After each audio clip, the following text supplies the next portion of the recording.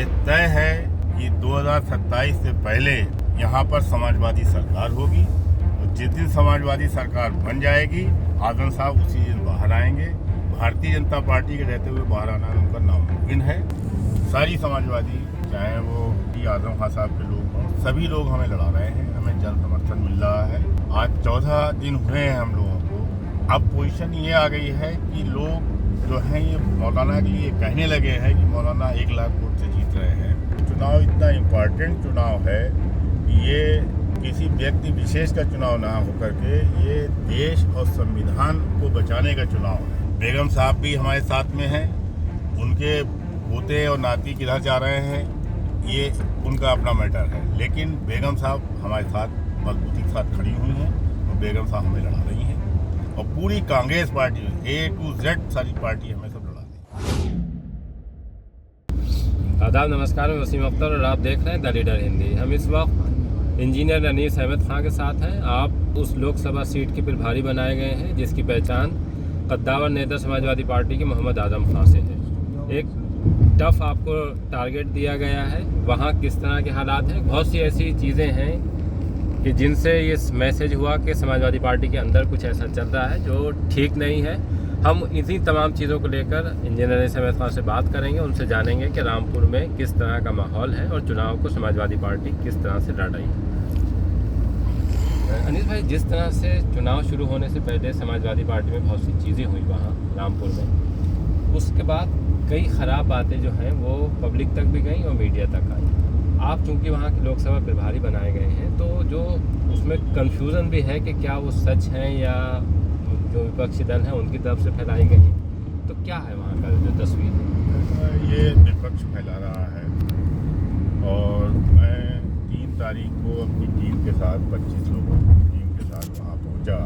कार्यालय हम लोगों ने खुलवाया और जैसा बताया है कि साहब यहाँ लोग जो है विरोध कर रहे हैं, बहिष्कार कर रहे हैं, तो ऐसा कुछ पाया नहीं मैंने वहाँ पर, क्योंकि आजम खान साहब जो हैं एक पार्टी कद्दावर नेता हैं और फाउंडर मेंबर हैं, उनकी एक ख़ास अहमियत है पार्टी के अंदर। तो हम लोगों ने फिर जाकर के मैं ख़ास करके कुछ लोगों से जाकर के मिला जिसमें बहुत उनके करीबी फिरासत खां साहब हैं, आजम खां साहब के जो मुकदमे वगैरह सारे देख रहे हैं। तो जब मैं उनसे मिला तो मैंने बताया कि क्या पोजीशन है, सब क्या करना है यहाँ पर। आसिम रजा साहब से भी टेलीफोन से मैंने बात किया, उनसे भी मैंने टाइम मांगा तो उन्होंने बताया कि वो कहीं बाहर थे और 2 दिन के बाद उनका मिलने का टाइम दिया मुझे। तो फिरासत साहब से जैसे बात हुई तो उन्होंने बताया कि नहीं साहब, हम तो पार्टी को लड़ाएंगे और आजम साहब की कोई नाराज़गी नहीं है और यहाँ पर जो है हम और किसको वोट देंगे। इसी बीच में उन्होंने नरपतपुर के चेयरमैन जो खालिद हैं उनसे बात किया तो उन्होंने भी कहा कि आजम साहब की परमिशन आ जाए। तो उनका अगर परमिशन नहीं आती है तो क्या बीजेपी थोड़ी जितवाओगे भाई। तो इस तरीके से मैं जगह जगह और लोगों से मिला, मशहूर मुन्ना साहब से मिला जा कर के, सलाम साहब से ही मिला मैं, पप्पू खां हैं अजीतपुर के, उनसे मिला, नुसरत प्रधान हैं उनसे मिला। इस तरीके से हमारा जो सिलसिला है वो बढ़ता चला गया। 5 तारीख को हमने एक जगह बुला करके कोऑर्डिनेशन कमेटी बनाई जिसमें अफरोज़ खां साहब भी थे और सलाम साहब भी थे और मशहूर मुन्ना साहब भी थे जी। तो दिन ब दिन जो है हम लोगों का जन सैलाब बढ़ता चला गया और आज पोजीशन ये है कि सारे समाजवादी लोग, सारी समाजवादी चाहे वो किसी भी पार्टी आजम खान साहब के लोग हों, सभी लोग हमें लड़ा रहे हैं, हमें जन समर्थन मिल रहा है। आज 14 दिन हुए हैं हम लोगों को। अब पोजीशन ये आ गई है कि लोग जो हैं ये मौलाना के लिए कहने लगे हैं कि मौलाना 1 लाख वोट से जीत रहे हैं और हमने जगह जगह बिलासपुर भी गया, शाहबाद भी जाकर किया। शाहबाद में वहाँ पर पप्पू खां साहब हैं, याकूब साहब हैं वहाँ पर बिलासपुर में, और तमाम लोग, सैयद नईम मियाँ साहब हैं, सभी लोगों से मिला, जितने लोगों से मिला। वो चेयरमैन हैं वहाँ के बिलासपुर के, से भी मिला, वो भी आजम साहब के करीबी हैं। तो सभी ने हमें आश्वासन दिया और सब लोग चुनाव लड़ा रहे हैं और इंशाअल्लाह मैं भारी मतों से चुनाव जीतूंगा। वहाँ के लोगों को एक मलाल है, क्योंकि ये इस बार ये चुनाव इतना इम्पोर्टेंट चुनाव है, ये किसी व्यक्ति विशेष का चुनाव ना होकर के ये देश और संविधान को बचाने का चुनाव है। अगर 2024 में इस पार्टी को नहीं उखाड़ के फेंका गया तो देश बर्बाद हो जाएगा, बढ़ जाएगा, संविधान खत्म हो जाएगा। आजम खां इस चुनाव में है नहीं, वो जेल में बंद है। उनके बेटे अब्दुल्ला आजम भी जेल में है और उनके परिवार का कोई भी व्यक्ति इस वक्त इस हैसियत में नहीं है तो वो प्रचार कर सके या पार्टी का झंडा उठा के आगे चल सके। तो उनके बगैर ये चुनाव जो रामपुर में लड़ा जा रहा है वो किस तरह से लड़ाएंगे? चुनाव जो है वो जनता लड़ रही है, बताओ, जनता लड़ रही है चुनाव। आजम साहब का जो भी है वो पूरी तरीके से सपोर्ट में है। जो फाउंडर मेंबर हैं हमारी पार्टी के, कद्दावर नेता हैं, पार्टी उनके का एक स्तंभ है वो, तो वो कब चाहेंगे कि पार्टी कमज़ोर हो? क्योंकि आजम साहब को तो इस भारतीय जनता पार्टी ने हर तरीके से बर्बाद किया है, झूठे मुकदमे लिखाए हैं उनके ऊपर। आज वो जेल में हैं, पूरा घर उनका बर्बाद कर दिया, सारे लोग जेल में हैं, तो वो कैसे उसका नाम नहीं चाहेंगे कि भारतीय जनता पार्टी हारे यहाँ से रामपुर से? क्योंकि ये उनकी इज्जत का भी सवाल है, आजम साहब की इज्जत का सवाल भी है। तो इसी बात को आगे रख के लड़ रहे हैं कि आजम खां का चेहरा आगे है, उनके साथ जो जुल्म हुए हैं इस सरकार में उनका जिक्र हो रहा है चुनाव में। ऐसा है, देखिए, जब तक ये इंडिया गठबंधन की सरकार नहीं बनेगी, भारत में जब इंडिया गठबंधन की सरकार बनेगी, ये तय है कि 2027 से पहले यहाँ पर समाजवादी सरकार होगी और जिस दिन समाजवादी सरकार बन जाएगी आजम साहब उसी दिन बाहर आएंगे।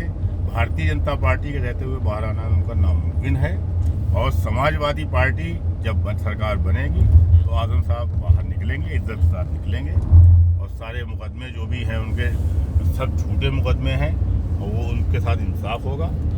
तो ये तय है कि इसका पार्टी का जाना, भारतीय जनता पार्टी का जाना बहुत ज़रूरी है, क्योंकि ये भ्रष्ट लोग हैं, बहुत ही झूठे लोग हैं, लोगों से जुमलेबाजी करते हैं, कोई इनका भरोसा ख़त्म हो चुका है, बिल्कुल विश्वास ख़त्म हो गया है, तो इनका जाना तय है। अच्छा, एक तरफ जैसे हम देखें तो वहाँ पे जो पहले एक बार सांसद बन चुके हैं घनश्याम सिंह लोधी भारतीय जनता पार्टी से, वो हैं, और एक तरफ आपका नया चेहरा है जो अभी तक अगर हम उनकी बात करें तो वो पार्लियामेंट की जो मस्जिद है उसमें इमामत कर रहे थे, मोहिबुल्ला। तो इसमें एक नया चेहरा है रामपुर के लिए, वो तो ये तो नहीं लग रहा है कि वहाँ पे कि एक तरफ कद्दावर नेता भारतीय जनता पार्टी के जो पहले भी चुनाव जीत सके और दूसरी तरफ आपके नए चेहरा, तो इसमें जो एक ये है मैसेज के वो नए हैं वहाँ के लिए, तो उसके लिए आप लोग क्या कर रहे हैं? ऐसा है, मोहिबुल्ला साहब एक मस्जिद के इमाम हैं और नॉन कंट्रोवर्शियल है रामपुर के लिए। जो लोधी साहब हैं वो इससे पहले MLC भी रहे हैं और MP भी रहे हैं, उनका तो विरोध है वहाँ पर बहुत, उनका विरोध भारतीय जनता पार्टी के अंदर भी है। तो हमारा जो कैंडिडेट लड़ रहा है वो इनोसेंट है बिल्कुल, और ये चुनाव भारतीय जनता पार्टी और रामपुर की जनता के बीच में हो रहा है, किसी उसके बीच में नहीं हो रहा है, ये जनता चुनाव लड़ रही है।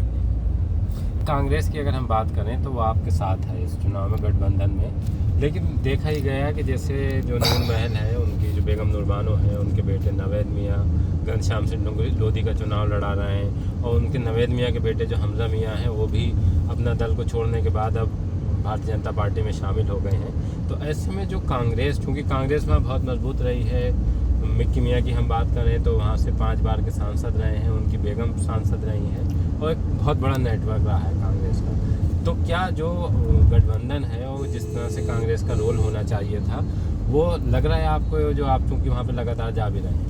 ऐसा है कि पूरी कांग्रेस जद्दोजहद के साथ में चुनाव लड़ा रही है, जिसमें आपके मुतीउर रहमान बबलू साहब हैं, अफरोज़ साहब हैं, नोमान हैं, सप्पू साहब हैं, पूरी कांग्रेस जितने भी, हमने 6 तारीख को कांग्रेस की मीटिंग कराई, बेगम साहब भी हमारे साथ में हैं उनके पोते और नाती किधर जा रहे हैं ये उनका अपना मैटर है, लेकिन बेगम साहब हमारे साथ मजबूती के साथ खड़ी हुई हैं और बेगम साहब हमें लड़ा रही हैं और पूरी Congress party A to Z सारी पार्टी हमें सब लड़ा रही है। थोड़ा सा माहौल अगर रामपुर की हम बात करें तो वो अलग तरह का रहता है। जैसे जो मुद्दे हैं, जो जिस मुद्दों पर आप लड़ रहे हैं, आपने भी वहाँ अंदाज़ा किया होगा कि वहाँ थोड़ा सा लोग अलग हटकर वो करते हैं वोटिंग। तो जो आप समाजवादी पार्टी की वहाँ रणनीति है वो भारतीय जनता पार्टी के खिलाफ किस तरह की बनाई गई है कि जिससे आप लोग वहाँ कामयाब हो सकें? रणनीति यही है कि हमने जो PDA के ऊपर हम लोग काम कर रहे हैं, पिछड़ा दलित और अल्पसंख्यक आदि आबादी जिसे कह लीजिए, उस पर हम लोग काम कर रहे हैं। हमारे साथ दलित समाज के लोग भी आ रहे हैं। दलित के कई नेता ने ज्वाइन किया है पार्टी को, चंद्रपाल सिंह जी हैं और कई लोग उनके काफ़ी लोग उनके साथ ज्वाइन करे हैं। दलित समाज का भी हमें समर्थन मिल रहा है, कुर्मी समाज का भी हमें समर्थन मिल रहा है। मैं मिलक में 2 दिन घूमा हूँ, कुर्मी समाज का पूरा समर्थन मिल रहा है। यादव महासभा ने एक पंचायत बुलाई है अपनी, उस पंचायत में तय कर लिया कि सारा वोट जो है वो समाजवादी को जाएगा। तो जनता हमारे साथ पूरी तौर से हमारे साथ लगी हुई है और हमें जिता दी है, काफ़ी कुछ जिता रही है। तो समाजवादी पार्टी की तरफ से कोई बड़ी रैली वहाँ नहीं हुई है। अखिलेश यादव भी अभी जनसभा के लिए वहाँ नहीं पहुँचे हैं। क्या ये रणनीति का हिस्सा है समाजवादी पार्टी की या फिर कोई और बात है जिसकी वजह से अखिलेश यादव की अभी वहाँ जनसभा नहीं हुई? ऐसा है कि राष्ट्रीय अध्यक्ष जी का प्रोग्राम है लगा हुआ, हो सकता है बदावाद आ रहे हैं और आ भी सकते हैं क्योंकि उनका बड़ा बिजी शेड्यूल है। अभी सारे टिकट भी बढ़ रहे हैं, 6 राउंड अभी बाकी हैं, उनके टिकट भी बढ़ रहे हैं। लेकिन क्योंकि ये चुनाव जनता लड़ रही है और बड़ी खामोशी से लड़ रही है, क्योंकि जनता में एक दहशत का माहौल है। भारतीय जनता पार्टी का एक दहशत भरा माहौल बना रखा है इन लोगों ने, तो जनता बड़ी खामोशी से हमारे साथ सपोर्ट में खड़ी हुई है। इसलिए हम लोग जानबूझ करके कोई बड़ा मीटिंग नहीं कर रहे हैं, कोई पब्लिक मीटिंग नहीं कर रहे हैं, क्योंकि प्रशासन हमारी उसमें मदद नहीं कर रहा है। हमारी 2-1 मीटिंग करना चाहिए थी, वो उन्होंने कैंसिल कर दी, परमिशन मिलने के बाद कैंसिल कर दी। तो इसलिए अब हम लोग को डोर टू डोर और इंडोर मीटिंग कर रहे हैं, घरों में बैठ बैठ के मीटिंग कर रहे हैं। हमारे सारे लोग घरों में बैठ बैठ के मीटिंग कर रहे हैं और लोगों से जाकर मिल रहे हैं। एक वहाँ पे इस तरह की बात भी कही जा रही है, ये आप साफ करेंगे कि उसमें कितना सच है या वो फिर अफवाह है, कि जो आजम खान से जुड़े कुछ लोग हैं वो बहुजन समाज पार्टी के जो कैंडिडेट है वहाँ उनको चुनाव लड़ा रहे हैं? बिल्कुल गलत है। हमने तो अभी तक नहीं सुना है, कहीं पर भी नहीं सुना है। बहुजन समाज पार्टी का ना तो कोई प्रचार हो रहा है और ना कोई लड़ाने की बात कर रहा है। ये सब झूठी अफवाहें फैलाई जा रही हैं, क्योंकि बहुजन समाज पार्टी को टिकट वोट देने से मतलब है कि भारतीय जनता पार्टी को वोट देना, तो इससे भारतीय जनता पार्टी को वोट दें लोग, तो ऐसा कर नहीं रहे हैं। ये चंद जो नेता वेता टाइप के लोग हैं वो अपना बात कर रहे हैं, लेकिन आम पब्लिक का जो रुझान है, क्योंकि पिछली बार जो चुनाव हुआ था, बाई इलेक्शन हुआ था, लोगों को मारा पीटा गया, यहाँ तक कि हम लोग अभी परसों ऑब्जर्वर से मिले थे, कल ऑब्जर्वर ने मीटिंग भी करी है कि एक बूथ पे 3% पोल हुआ है, सिर्फ इतना पोल डाउन किया गया मार मार के। तो उस बात की लोगों को तकलीफ है और उसका पब्लिक बदला लेना चाहती है इस चुनाव के अंदर। तो चुनाव हम हर हालत में भारी मतों से जीत रहे हैं। कम से कम मुहिबुल्लाह साहब 1 से 1.5 लाख के बीच में चुनाव जीतेंगे।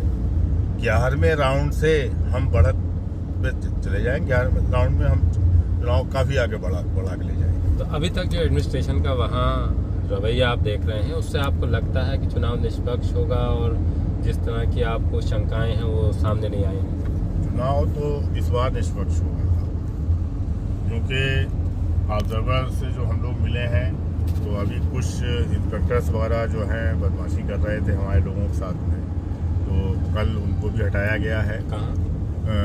टांडा के का इंस्पेक्टर था, कोई पचौरी और कोई चौकी इंचार्ज था, वहाँ पे हमारे लोगों को मारा पीटी कर रहे थे, बेवजह परेशान कर रहे थे। उसकी शिकायत हम लोगों ने परसों ऑब्जर्वर से की थी, तो कल उनको हटा दिया गया है और ऑब्जर्वर ने क्लियर इंस्ट्रक्शंस दिए हैं अपनी मीटिंग में कि चुनाव बिल्कुल निष्पक्ष होगा, कोई किसी किस्म की धांधली नहीं होगी। अगर वोट परसेंटेज किसी भी बूथ पे कम रहता है तो उन अधिकारियों के खिलाफ कार्रवाई की जाएगी, यह आश्वासन दिया। अभी आपने लोकसभा रामपुर के प्रभारी इंजीनियर अनीस अहमद खां को सुना है। बहुत सी वहाँ बातें चल रही थी, उसको लेकर हमने सवाल किए हैं। उन्होंने साफ कर दिया है कि आजम खां के नाम को आगे रख के ही वहाँ चुनाव लड़ा जा रहा है और जितने भी आजम खां से जुड़े लोग हैं, कई बड़े नाम आपने लिए भी हैं कि वो सारे लोग एकजुट होने के बाद मुहिबुल्ला जो समाजवादी पार्टी के कैंडिडेट हैं उनका चुनाव लड़ा रहे हैं। और जिस तरह से अफवाहें फैलाने की कोशिश हो रही हैं कि कुछ लोग आजम खां के बसपा की तरफ गए हैं, ऐसा कुछ नहीं है। और आपने उम्मीद भी जताई है कि इस बार का चुनाव जो है वो प्रशासन वहाँ निष्पक्ष तरीके से कराएगा। जो आपकी शिकायतें थीं वो ऑब्जर्वर के सामने रखी हैं, उन पर एक्शन भी हुआ है। अब देखते हैं कि चुनाव 19 को चुनाव है, वहाँ चुनाव में जनता क्या फैसला सुनाती है और 4 जून को उसका क्या रिजल्ट आता है।